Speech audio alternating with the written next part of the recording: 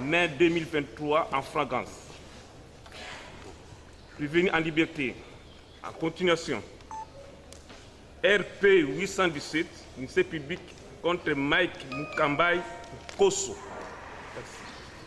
Et appellera la cause inscrite sur le RP 817 en cause ministère public et partie civile contre le prévenu Mike Mukambay. Il est représenté par ses conseils. Il est assisté par ses conseils, s'il vous plaît. Maître Blaise Lunda, avocat au barreau de Kinshasa-Gombe.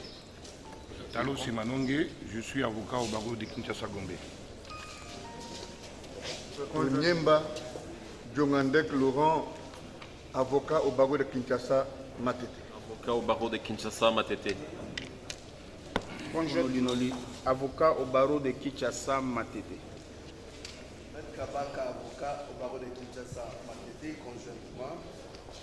Maître Moukono Benita. Maître Kabaka.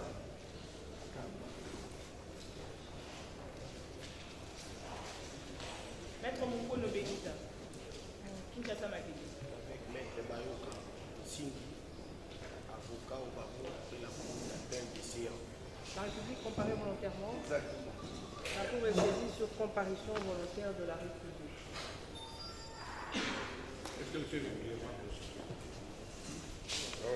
Mesdames de la Cour, Monsieur de la Cour, Monsieur le procureur de la République, il vous souviendra qu'hier, notre client a relevé que Monsieur le procureur général de cette Cour, que le traduit en procédure de flagrance, dans son exposé des faits, a parlé de sa saisine.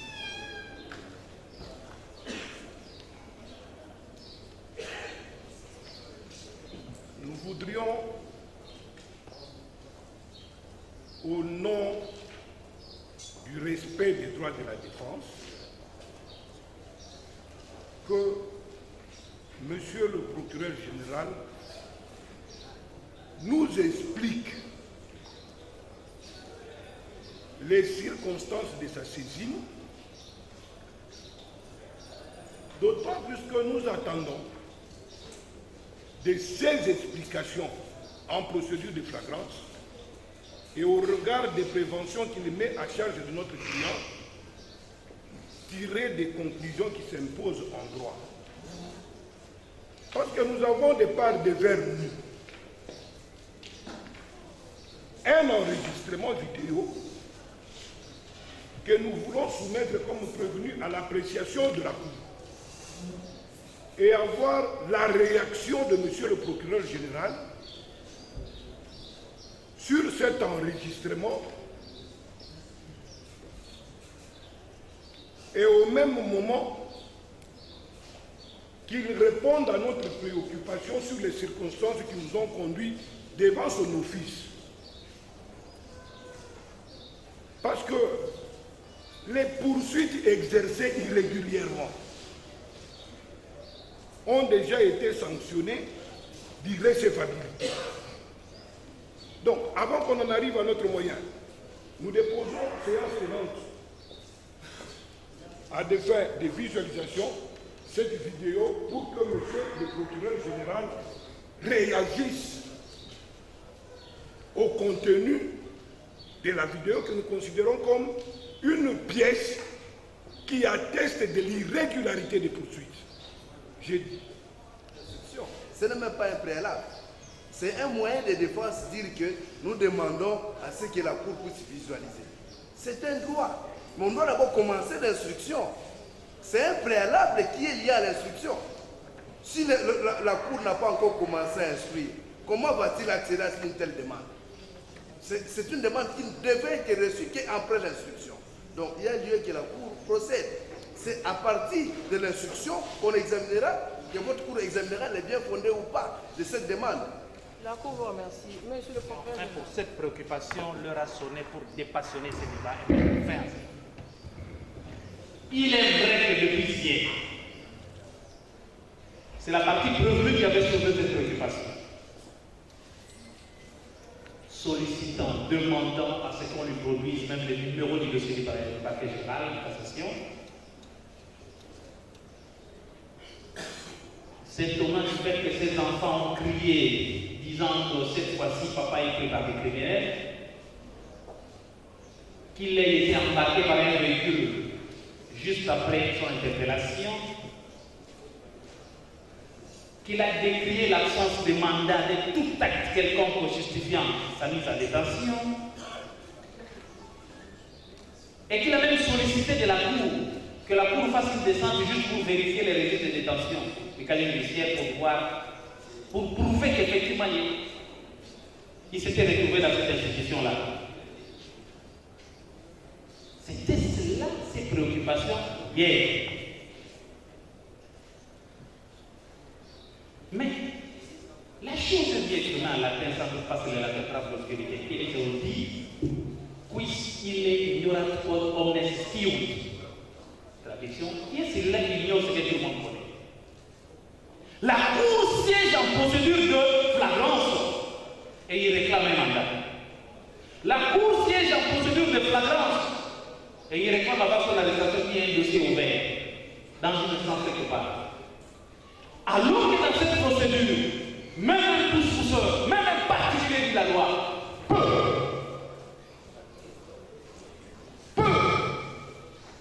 a le pouvoir, mais il demande ça à qui finalement?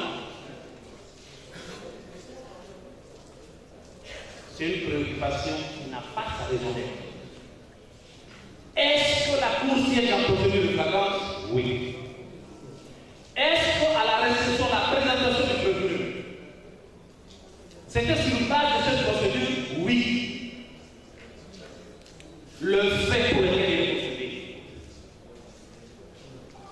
Et ce n'est pas flagrant. La réponse est claire, oui. Alors, pourquoi faire des préoccupations, j'allais dire, inutiles? Il y a des choses que le parquet devrait s'interdire à la limite des députés.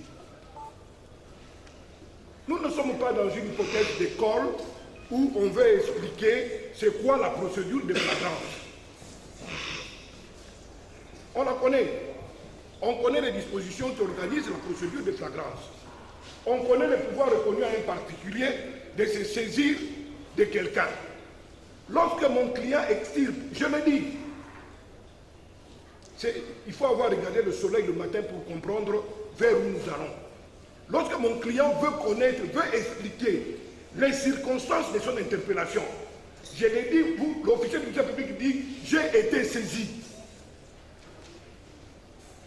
Que l'officier du ministère public nous explique ce qui arrive aujourd'hui à mon client peut demain arriver à tout le monde. Qu'on nous explique les circonstances de l'interpellation de mon client. Pour quel motif? Premier motif, même en procédure de flagrance, soit que l'officier du ministère public lui-même a vécu les événements ou se trouve dans un temps voisin et donc il s'est saisi. Et lorsqu'il s'est saisi, il est obligé de ramener des témoins éventuels qui étaient là. Tout élément qui peut permettre à ce que votre cour réalise qu'effectivement on est en présence d'une infraction intentionnelle qui venait de se commettre ou qui est en train de se commettre. Il est établi que l'officier du ministère public qui prête cette cour n'a pas été saisi par quoi que ce soit. J'arriverai à parler de la nullité des poursuites et j'attends que la cour me réponde. Parce que nous devons, votre cour a même un rôle créateur du droit. J'estime que les poursuites exercées contre mon client violent des droits fondamentaux garantis par la Constitution. Mes confrères vont me compléter. Mais en préalable, je le dis, et je réponds à... Je crois que je n'ai rien entendu du côté de la République. Je n'ai rien entendu. Je n'ai rien entendu, je ne réponds pas à ça. en été de mon préalable, je produis une vidéo. De quoi a-t-on peur? Pour que l'officier du ministère public réagisse sur qui l'a saisi, parce qu'il y a une partie qui s'est constituée. Est-ce que cette personne a été victimisée? Le moment venu, on en arrivera. Donc je ne vois pas en quoi on se contente de dire oui, il est là. Oui, il est là, mais vous l'aviez amené sur base de quoi? Dans des pays sérieux, comme en France.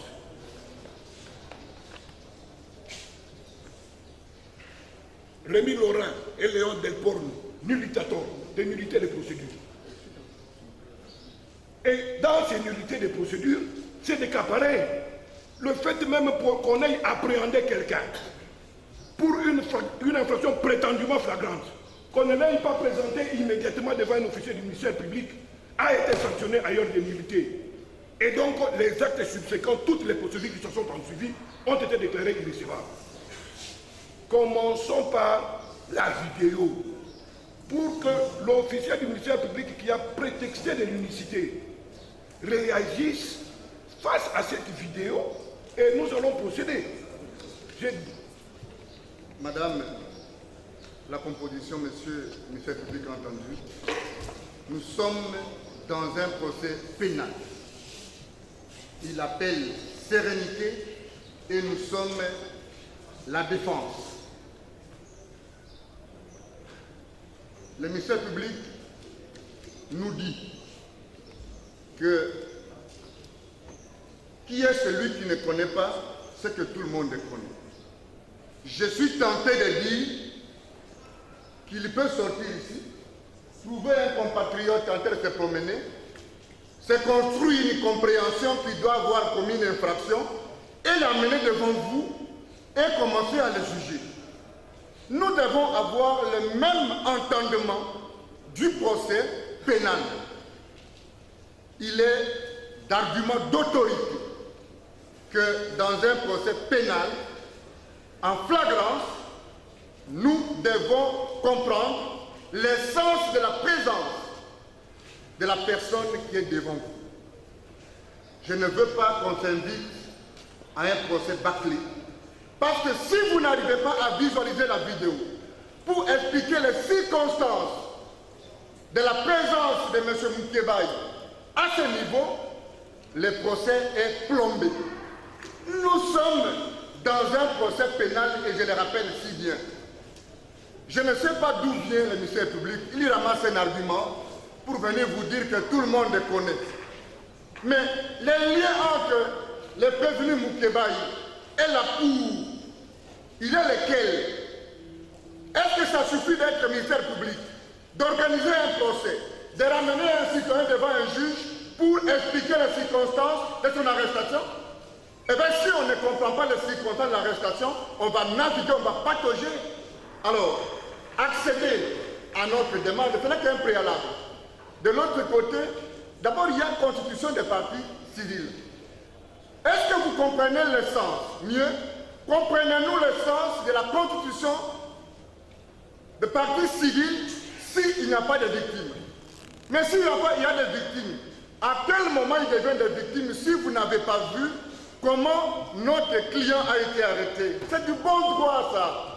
Nous avons une batterie d'exceptions que la partie civile se calme. Ils vont être servis. Et nous sommes là pour ça. Et on est habitués à ça. Mais accéder à la demande, le ciel ne tombera pas. Visualisez pour que vous compreniez. Et nous voulons que notre client place un mot parce qu'il en veut. Nous avons dit. Si on va gagner du temps, ils vont encore expliquer aujourd'hui ce qu'il a dit hier. Évitons les réduits pour gagner du temps. Madame, ça s'appelle un droit préalable. Et nous sommes la défense. La Cour ne dit pas non, mais seulement si c'est pour dire ce qu'il avait dit hier. Le casier judiciaire avant de venir ici. Parce que j'ai été enregistré là-bas, c'est là que j'ai été détenu de dimanche à lundi. Et qu'on m'explique dans quelles circonstances je me suis retrouvé là-bas. Qui m'y a mené? C'est aussi simple que ça. Je demande simplement d'avoir droit à un procès équitable. Et je termine. Moi, je ne suis pas juriste, je regarde le ministère public. Je lui demande deux choses. J'ai vu là, c'est ce qui m'a amené ici, la lettre de transfert des dossiers. Je lui demande depuis hier qu'il m'exhibe le procès verbal des saisies du prévenu. Et je demande encore, puisque je viens de la Cour de cassation, qu'il m'exhibe le mandat qui m'y a amené Et les PV d'audition là-bas, c'est aussi simple que ça. Ça, pour moi, ce n'est pas dans la littérature ou de la rhétorique, mais là où il est, il dit, bon, la Cour d'appel a transféré les prévenus ici, voici les preuves de son transfert. C'est tout ce que je vous demande, monsieur le ministère public, pour que vous m'accordiez. Adressez-vous à la Cour. Bon, ok. En tout cas, je réclame un procès équitable, c'est tout. Il voulait uniquement vous dire ce que nous avons demandé pour que vous compreniez le sens de son arrivée ici et tout ce qu'il y a eu comme promenade de son arrestation. Il a bien dit. Alors, c'est pourquoi nous disons que nous puissions visualiser. Mettre en 2 minutes, s'il vous plaît. Je pense que son souci va dans le sens de l'article 5.6 du Code des procédures pénales, au-delà de l'ordonnance qui organise cette matière, c'est-à-dire la matière des flagrances. Je pense que même la matière des flagrances ne déroge pas aux dispositions légales qui régissent cette matière. Et il ne faudrait pas ici qu'on nous excipe une quelconque flagrance pour justifier une violation de la loi. Parce que les soucis du prévenu, c'est de se conformer à la loi. Parce que même dans la procédure des flagrances, on respecte la procédure. Et lorsque le prévenu est en train d'exciper l'absence du procès verbal des saisies des prévenus, tel que prévu par l'article 5.6 du Code des procédures pénales qui organise la matière, il y a un problème.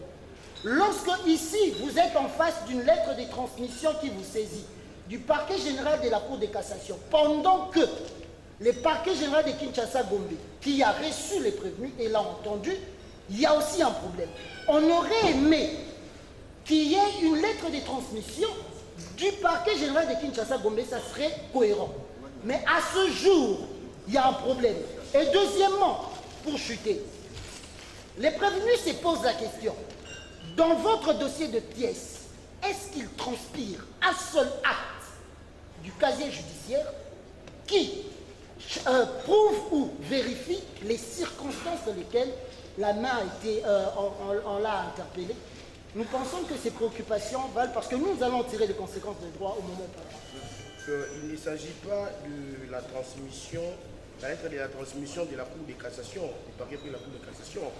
Il s'agit de la lettre de la transmission du parquet général de la Cour d'appel de Kinshasa-Gombe. Alors, Madame le Président, distingué membre de la composition, le préalable que la partie Maki Moukeba venait de soulever nous plonge dans un débat stérile, Madame le Président.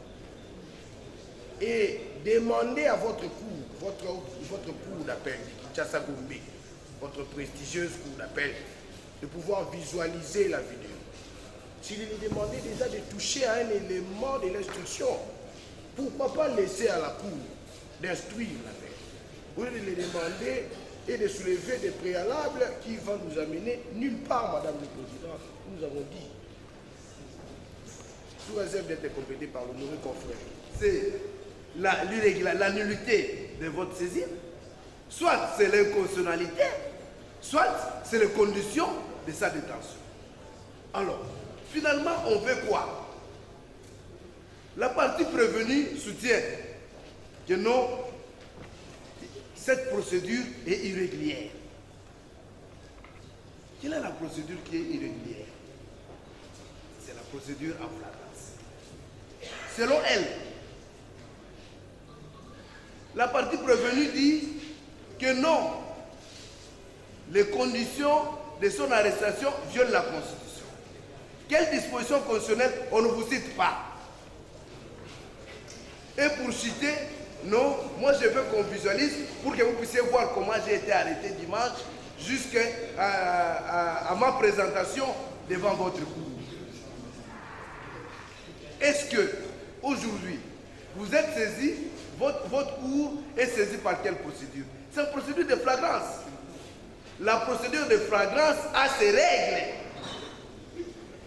On ne peut pas chercher à dérouter votre cour.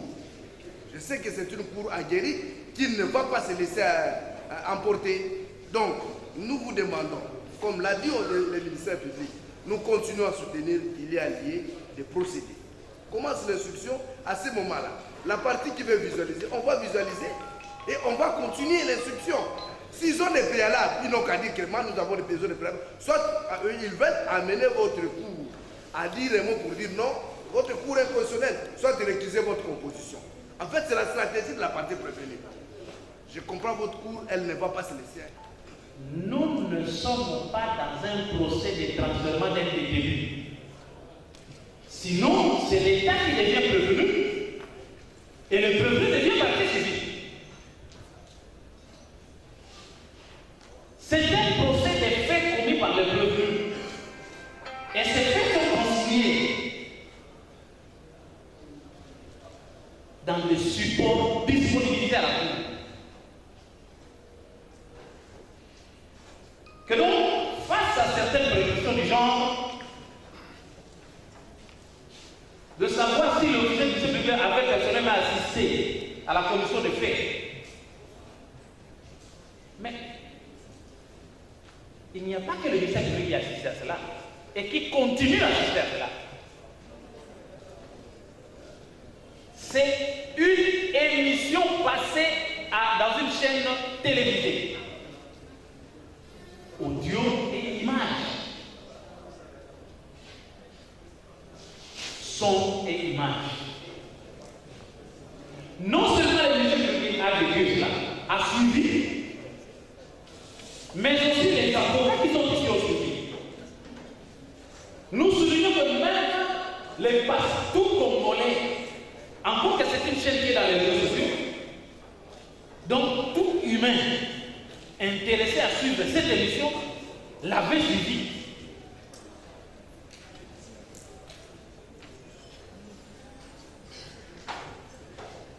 Il a aussi été trouvé un souci. Pour dire qu'il a le problème été appréhendé sans être présenté devant l'officier de l'État, le ministère public. Alors que nous sommes en train de faire un débat sur le parquet général de cassation et le parquet général de Kinshasa. Mais qui anime ces parquets? N'est-ce pas les procureurs? Chacun occupant un grade de la hiérarchie. Nous l'avons dit hier. Qu'attention, nous sommes à la cour et les débats doivent être à la hauteur de la cour. Que le parquet était régi par le principe. Un de ces principes était l'unicité du ministère public. Lorsque le procureur général de la Cour de cassation, en lui-même, ou à parler de ses collaborateurs, lorsque le procureur général de la Cour d'appel publique, par lui-même, ou par l'un de ses collaborateurs, avocat général du procureur général, pose un acte, en vertu de l'unicité du ministère public, cet acte engage même le procureur pour les tribunaux de paix. Est-ce qu'il faut un débat là-dessus? Alors, le procureur se saisit, c'est un corps, c'est une institution. Il a aussi été relevé que si au moins il y avait la lettre qui saisissait la cour d'appel de Kinshasa et que cette lettre provenait du procureur général de la Cour de cette cour, là au moins la procédure serait régulière. C'est pourquoi nous devons nous calmer tout le monde.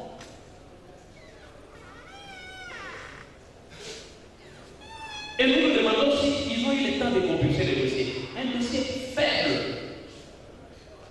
en nombre de pièces à compter. Il y a bel et bien la lettre du procureur général.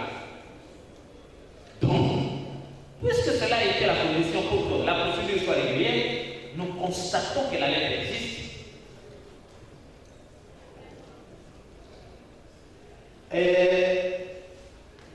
Il a aussi été question de temps. Il a été appréhendé, il fallait le présenter devant le ministère public. Mais il faut combien de temps pour ça?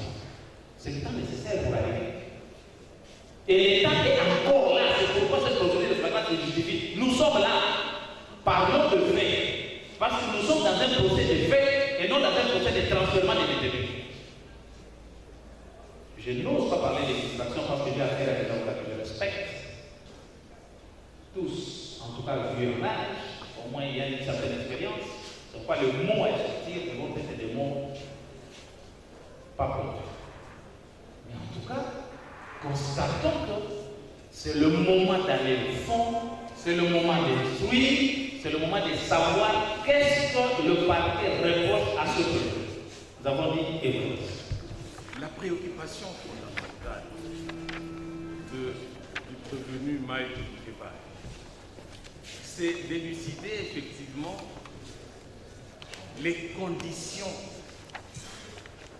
de l'ouverture de ces dossiers au parquet général, ou au parquet général de cassation, ou au parquet général de Gombe et de Kinshasa.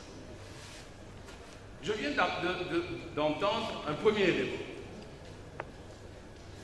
Monsieur le procureur général dit c'était une émission télévisée que tout le monde a suivi. Tout le monde a suivi, même les avocats qui sont ici, même ceux qui sont dans la salle, même le procureur général lui-même.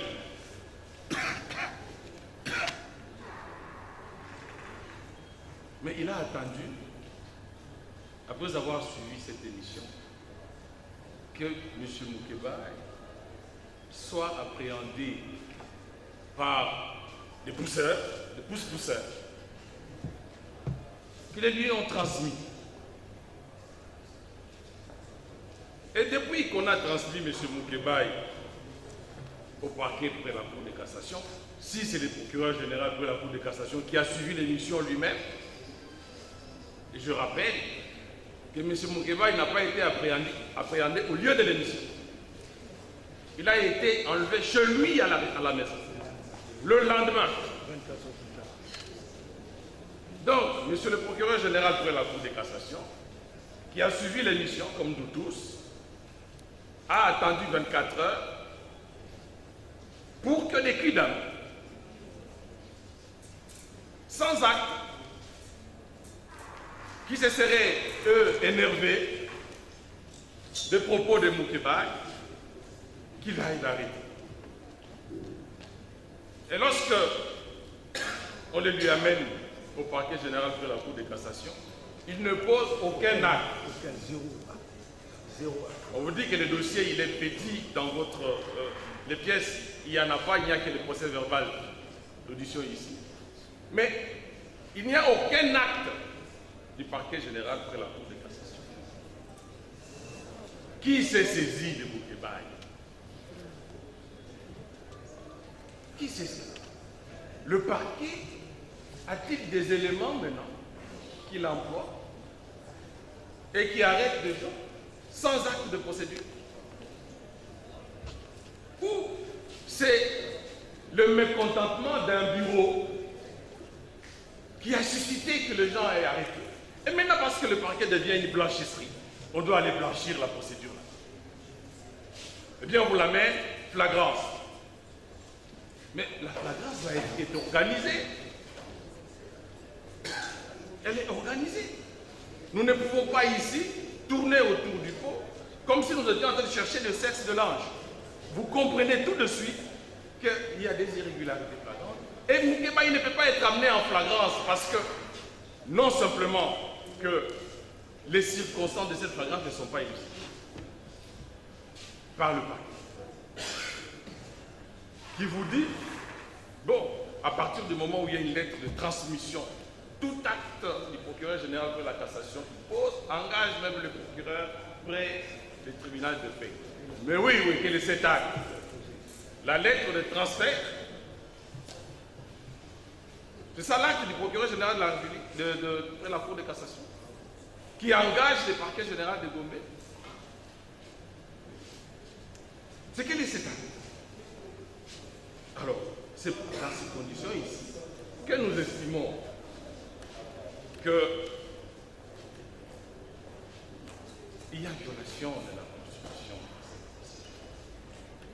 Et c'est pour cela que je vais inviter mes confrères de soulever le préalable lié à l'inconstitutionnalité.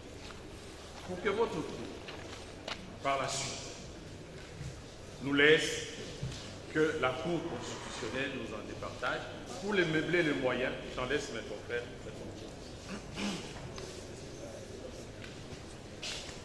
Madame la Présidente, votre honneur, je peux... Non, Madame la Présidente, il y a un préalable. Il a annoncé un préalable. nouveau que nous avons appris. Madame la Présidente, votre honneur, chers membres de la Constitution, Monsieur le ministère public, Brigitte de l'ordre public, mes dévanciers l'ont démontré que depuis les débuts de l'arrestation de clients que nous défendons aujourd'hui, il y a une main d'arbitraire qui accompagnait son arrestation jusqu'ici. Et l'on a voulu les masquer par une disposition légale du reste inconstitutionnelle. C'est quoi la disposition? Parce que depuis hier jusqu'aujourd'hui, l'on nous fait citer, ou la Cour a fait application hier, de l'article 1er de l'ordonnance loi du 24 février 1978 relative à la répression des infractions flagrantes. Cet article dit quoi, Madame la Présidente? Permettez-moi de les lire pour démontrer qu'il y a effectivement inconstitutionnalité. L'article dit: toute personne arrêtée à la suite d'une infraction intentionnelle, flagrante ou réputée telle sera aussitôt déférée au parquet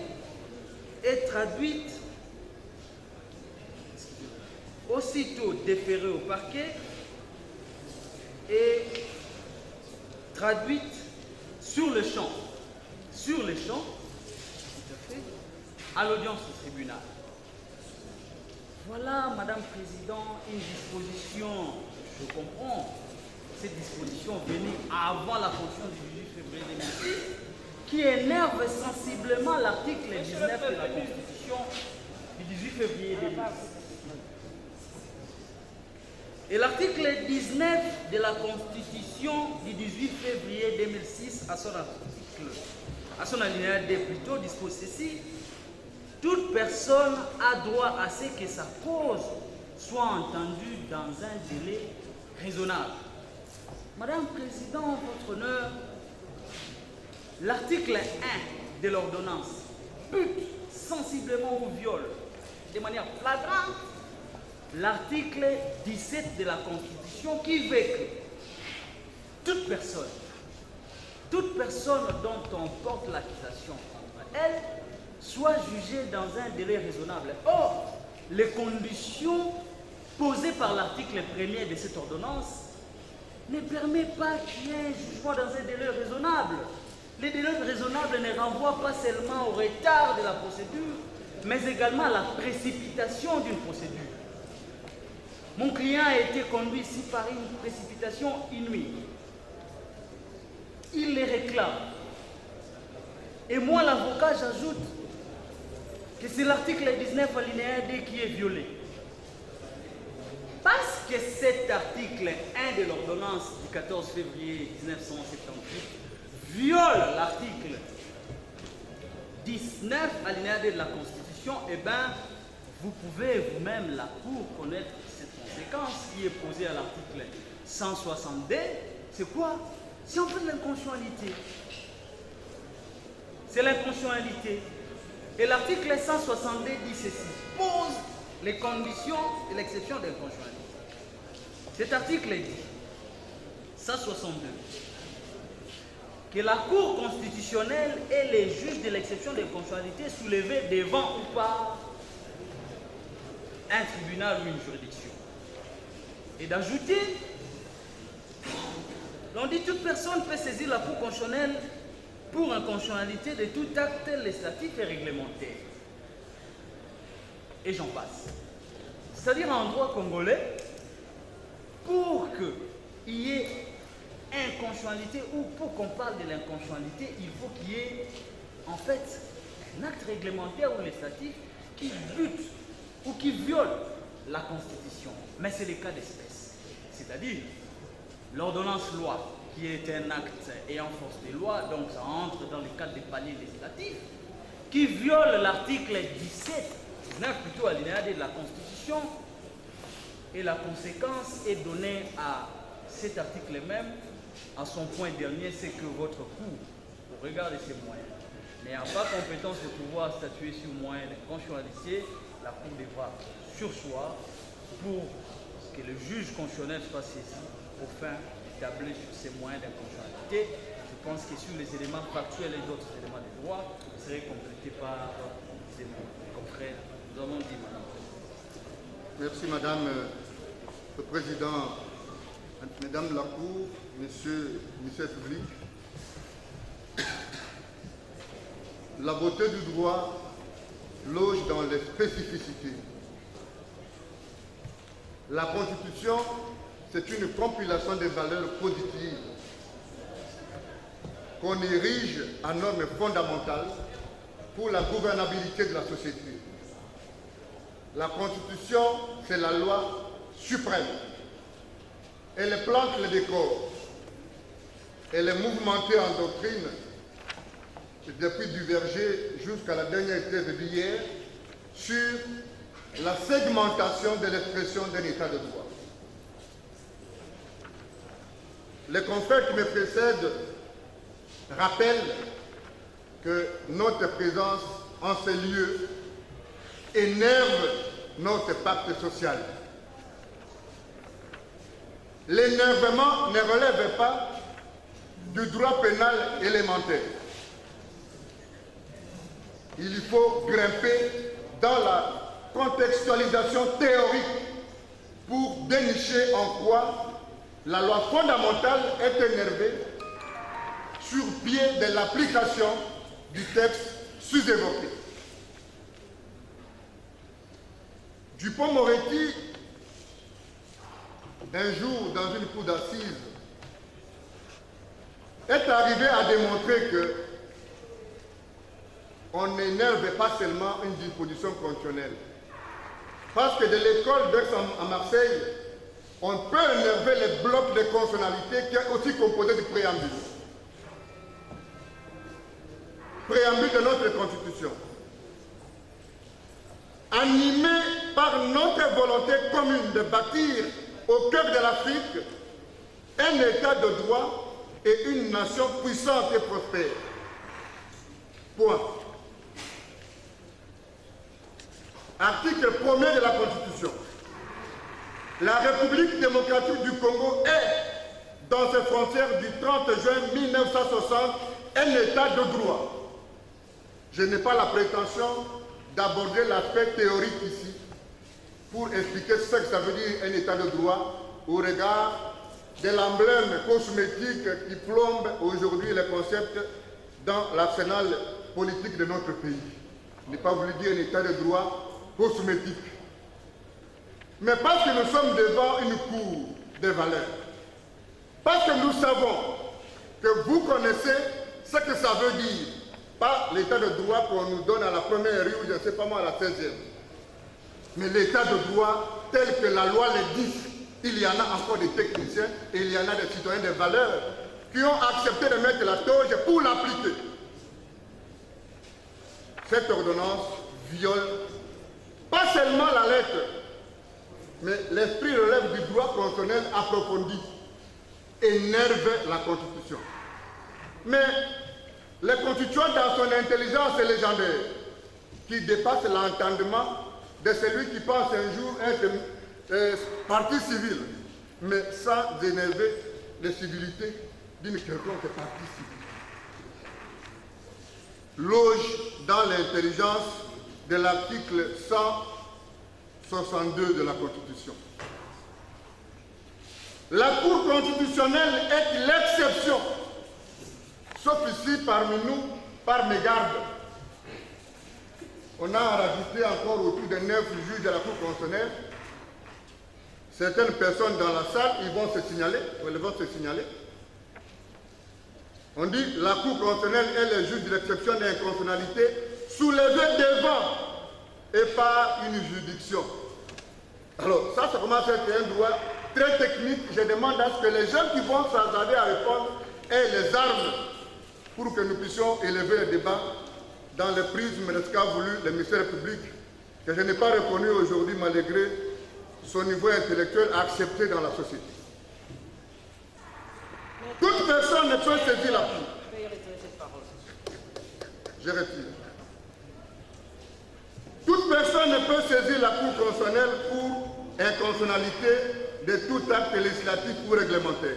Mon précédent confrère vous a rappelé l'intelligence et la nature juridique du texte qui énerve la loi fondamentale.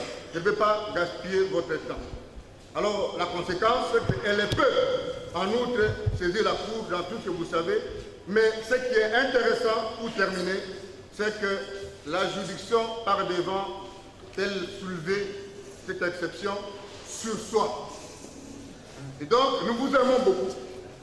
On aurait bien voulu continuer cette affaire parce que nous avons une batterie d'autres exceptions. La vidéo élucide les circonstances de l'arrestation de notre client, mais qu'en attendant de vérifier auprès de ceux à qui la loi a confié le pouvoir de voir si les circonstances de l'arrestation de notre ami et frère Moukebaï sont dans l'esprit et l'entendement de la loi, vous allez devoir vous reposer pendant un temps et nous allons nous revoir dans quelques jours. Nous avons. Maître Tinda Mongali Bonga. Maître Tinda Mongali Bonga, Mwana Okata Ongolo Okucheche. Je suis avocat au barreau près la cour d'appel de Kinshasa Matete. Je fais mienne toutes les interventions de mes estimés confrères qui venaient de me précéder. Mais je voulais quand même, Madame le Président, dire un mot. Et puis, je vous remets la parole. Madame le Président, je pense que nous sommes aujourd'hui devant les juges du droit écrit. Nous ne sommes pas sous un arbre à palabre. Nous ne sommes pas devant les juges du droit coutumier.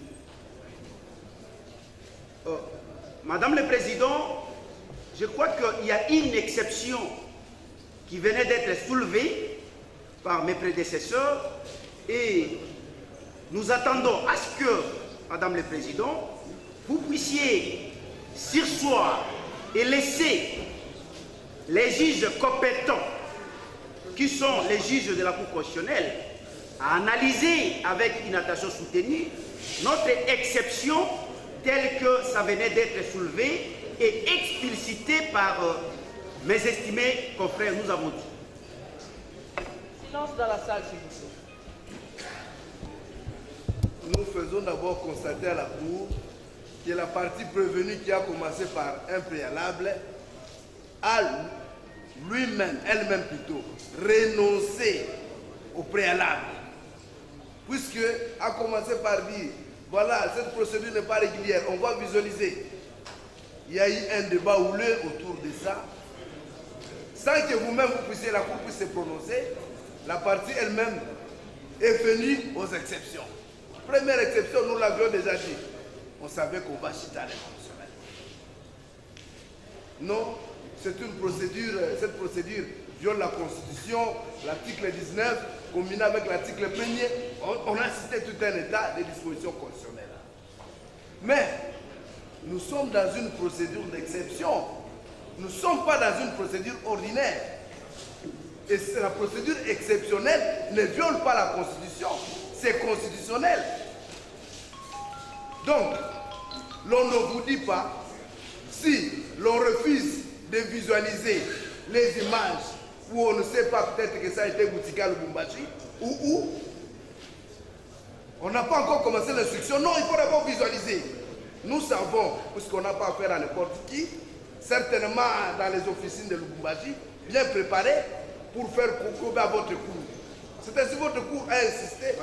Vous avez parlé de limiter ici, hein? Vous avez parlé de limiter ici. Vous avez parlé de limiter. Vous avez parlé de limiter. Maître, dépassionner les débats, s'il vous plaît. Dépassionner les débats. Donc, nous savons comment les choses. C'est le procès des partis, même. Pas de passion, ça. Donc, votre cours, directement avant que vous puissiez répondre, on dit inconstitutionnalité. Inconstitutionnalité au motif que la procédure ici de flagrance, les conditions d'arrestation de prévenir violent la Constitution. Nous démontrons qu'aucune disposition de la Constitution n'a été violée et nous sommes dans une procédure exceptionnelle. Votre cours, dans des circonstances, dans les mêmes circonstances, a déjà eu à répondre en rejetant les exceptions d'inconstitutionnalité soulevées dans ces conditions. Soit à l'extrême le joindre au fond et commencer l'instruction puisque nous sommes dans une procédure de flagrance. Et à partir de cela, vous répondrez à un seul arrêt, et sur les fonds et sur les moyens exceptionnels. Je crois que nous n'allons pas nous atteler sur les moyens qui ne cadrent pas, puisque après ça, il y aura un autre moyen. Ils vous ont dit qu'ils ont tout un état d'exception à soulever. Donc, vous allez dire cette exception irrécevable à l'extrême non fondé ou dans les cas extrêmes de le joindre au fond puisque la loi vous l'autorise. Nous avons dit sous réserve d'être a un caractère pédagogique. On se forme au fil d'audience, au fil de procédures. Eh bien, nous voici devant une des procédures en droit. Qu'il soit reproché au parquet d'avoir conduit avec une précipitation inouïe un prévenu devant la cour et que cela constitue une inconstitutionnalité, nous répondons par équipe.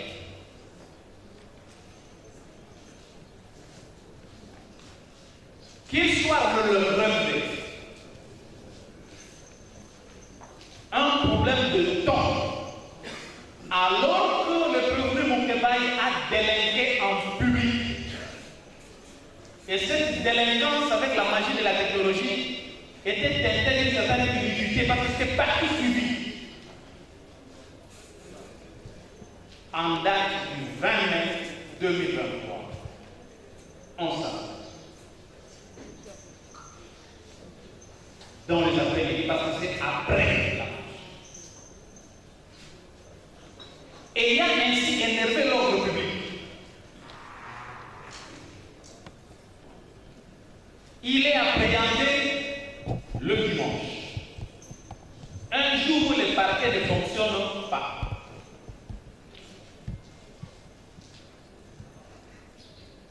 Il est logé, gardé. Il est transféré le lundi, les prochains jours ouvrables et utiles.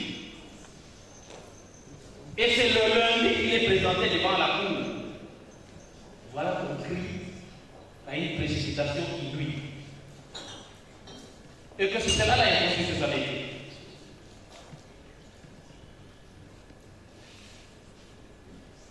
La porte est ouverte pour le débat. Mais un problème. Est-ce devant ce cas, devant cette institution, qu'il faut faire un débat d'inconstitutionnalité? Nous avons dit que toute audience avait un caractère pédagogique. La réponse est claire, non. Et puisque c'est non, et que le parquet est appelé à se prononcer face à cette exception soulevée, que dire? Le plaidoyer me savent que c'est une surséance que nous avons dit et je